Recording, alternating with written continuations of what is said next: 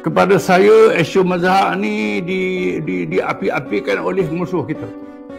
Padahal perbezaan mazhab ni sudah ada sejak 1000 tahun.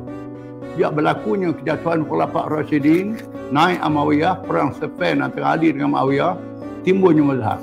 Pada asalnya pertelekahan politik sahaja, asalnya. Pertelekahan politik sahaja antara orang Islam dengan Islam. Setuju dengan Muawiyah, setuju dengan Ali, itu saja.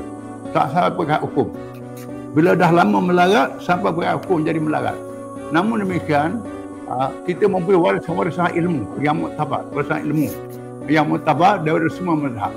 Apa yang menarik, ulama-ulama yang muktabar kalangan mazhab Sunni mengaji dengan Syiah mengaji dengan Sunni tahun dulu.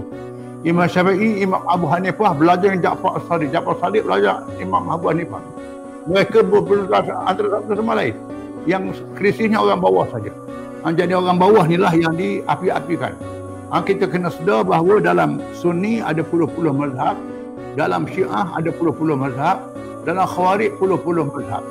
Jadi OIC melalui inisiatif Majma' Fiqh, iaitulah bidang fiqh di bawah OIC, telah berjaya membuat satu ketempelan di sana 8 mazhab yang diiktiraf sebagai orang Islam. Iaitulah dalam Sunni, Syafi'i, Hanafi, Hambali, Maliki, Zahiri. Dalam Syiah, iaitulah mazhab Ja'fariyah dan Zaidiyah. Dalam Khawarij, mazhab Ibadi yang ramai pengikut dari Oman, di Algeria.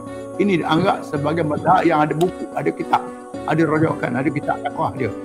Yang bezanya masalah cabang, bukan masalah dasar. Jadi yang ini yang dipakai. Ini pengikut yang ramai. Pengikut yang melampau itu tidak banyak sebenarnya, tapi ini yang digunakan oleh musuh-musuh Islam. Apa yang membimbangkan kita ialah mazhab inilah yang dijadikan asas oleh penjajah, kita perkauman asas oleh penjajah untuk memecahkan orang Islam. Di mana berlakunya perang proksi di Asia Barat pada hari ini. Perang proksi ini mereka jadikan mazhab dan kaum agama. Ada orang Arab Yahudi, ada orang Arab Kristian, ada orang Arab Islam, ada Sunni Syiah. Ini dijadikan bukan saja Sunni Syiah, Syiah dengan Syiah pun bertempur di Iraq, Sunni dengan Sunni pun bertempur. Begitu sekali.